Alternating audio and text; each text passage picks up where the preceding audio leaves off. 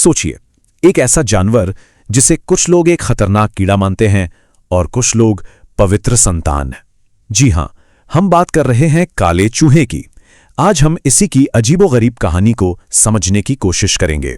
तो चलिए शुरू करते हैं, और शुरुआत उस तस्वीर से करते हैं जो हम सबके दिमाग में है ना? चूहा मतलब एक विलेन, इतिहास का वो विलेन जो भयानक बीमारियों से जुड़ा है। ये जो कोटेशन है वो बिल्कुल यही बात कहती है कि कैसे इसे प्लेग और ब्लैक डेथ जैसी महामारियों के लिए जिम्मेदार ठहराया गया।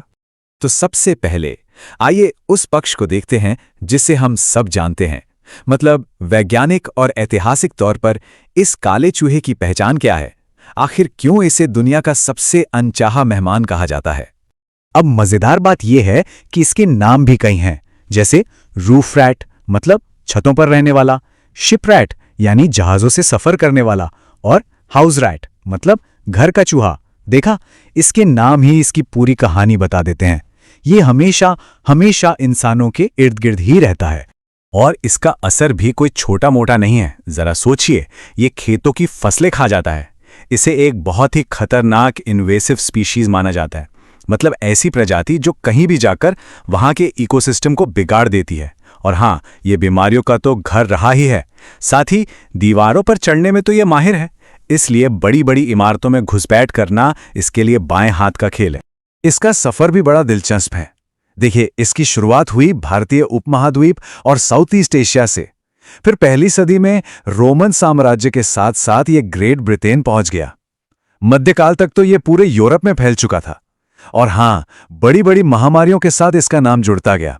और आज ये पूरी दुनिया में है, खास तौर पर जहां मौसम गर्म रहता है। तो अब तक जो कुछ भी हमने देखा उसके हिसाब से तो यही लगता है कि काला चूहा इतिहास के सबसे बड़े विलन्स में से एक है ना? लेकिन क्या कहानी बस इतनी ही है, या इसमें कोई और मोड़ भी है? चलिए अब कहानी में एक बिल्कुल अलग मोड़ लाते हैं। हम चलते हैं भारत के देशनोक में, एक ऐसी जगह जहां हमारी सारी समझ, सारी धारणाएं उलट पुलट हो जाती हैं। हम बात कर रहे हैं करणी माता मंदिर की, जिसे पवित्र चूहों का मंदिर भी कहा जाता है। और यहां कितने चूहे हैं, अंदाजा लगा सकते हैं? लगभग 25,000। जी हां, 25,000 चूहे जो यहां रहते हैं और जिनकी पूजा होती है। इन्हें यहां प्यार से काबा कहा जाता है। मंदिर के अंदर का माहौल तो एकदम ही अलग है। जो रिश्ता हमारा और चूहों का होता है, यहां वो पूरी तरह से उल्टा है। चूहे एकदम आजादी से घूम रहे हैं और कोई उन्हें कुछ नहीं कहता, बल्कि उनकी रक्षा की जाती है। भक्त उनके लिए दूध, नारियल, मिठाइयां लाते हैं। लोग नंगे पैर मंदिर में जाते हैं, और सबसे हैरान करने वाली बात, चूहों का जूठा किया हुआ खाना यहां आशीर्वाद मतलब प्रसाद माना जाता है। और बात यहीं खत्म नहीं होती, श्रद्धा का एक लेवल और भी ऊपर है। यहां कभी कभी सफेद चूहे भी दिख जाते हैं, जो बहुत दुर्लभ हैं। और मान्यता यह है कि ये सफेद चूहे कोई और नहीं बल्कि खुद करणी माता के बेटों का पुनर्जन्म है, इसलिए इन्हें खास तौर पर पवित्र माना जाता है। लेकिन सवाल ये उठता है कि ऐसा क्यों है? आखिर इस अनोखी परंपरा के पीछे की कहानी क्या है? चलिए अब उस पौराणिक कथा को जानते हैं जो इन सब बातों को एक मतलब देती है।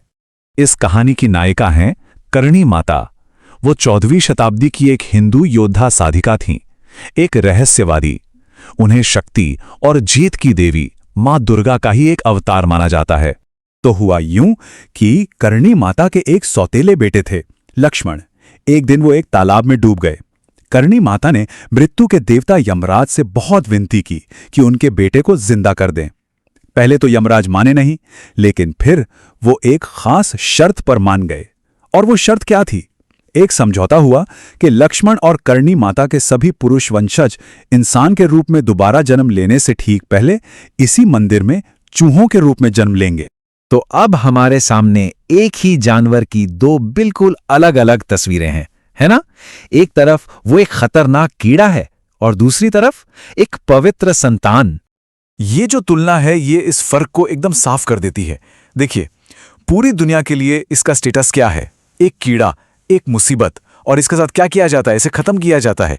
लेकिन करणी माता मंदिर में वहां इसका स्टेटस एक पवित्र जीव काबा का है, और उसके साथ क्या होता है? उसकी पूजा होती है, उसकी रक्षा की जाती है। एक जगह वो बीमारी का कारण है, दूसरी जगह पुनर्जन्म लिए हुए पूर्वजों का प्रतीक। और यह फर्क तब और भी गहरा हो जाता है जब हम देखते हैं कि चूहे को मारने का नतीजा क्या होता है? देखिए, दुनिया में कहीं भी चूहा मारना बस पेस्ट कंट्रोल है, लेकिन इस मंदिर में अगर किसी से गलती से भी एक चूहा मर जाए तो उसे प्रायश्चित करना पड़ता है। पहले तो उसे चूहे के वजन के बराबर सोने की मूर्ति दान करनी पड़ती थी। आज के समय में चांदी की मूर्ति देनी पड़ती है। सोचिए जरा। तो इन सब बातों को जोड़कर देखते हैं। ये जो अविश्वसनीय कहानी है, इसका मतलब क्या है? जानवर एक, लेकिन सच्चाइयां दो। ये हमें दिखाता है कि कैसे हमारा संदर्भ, हमारी मान्यताएं हमारी सच्चाई को बदल देती हैं। वही जानवर जो एक कहानी में मौत और बीमारी का सिंबल है, वही दूसरी कहानी में किसी की प्यारी आत्मा का घर बन जाता है ना कमाल की बात? तो आखिर में हम यहां से क्या लेकर जा सकते हैं? देखिए, कुछ बातें साफ हैं। पहली कि काले चूहे की जो इमेज एक कीड़े के तौर पर बनी है, वो ऐतिहासिक और बायोलॉजिकल फैक्ट्स पर आधारित है। दूसरी बात कि करणी माता मंदिर में उसी चूहे को एक धार्मिक कहानी की वजह से पूजा जाता है। ये हमें क्या सिखाता है? यही कि जानवरों से हमारा रिश्ता सिर्फ साइंस तय नहीं करता, हमारी संस्कृति, हमारी कहानियां तय करती हैं। और सबसे बड़ी बात कि नजरिया एक मामूली से कीड़े को भी एक पवित्र जीव बना सकता है। और यहीं पर हम इस कहानी को एक सवाल के साथ छोड़ते हैं। जरा सोचिए, हमारी अपनी जिंदगी में ऐसे कौन से सच हैं जो शायद सिर्फ और सिर्फ हमारे नजरिए का खेल है?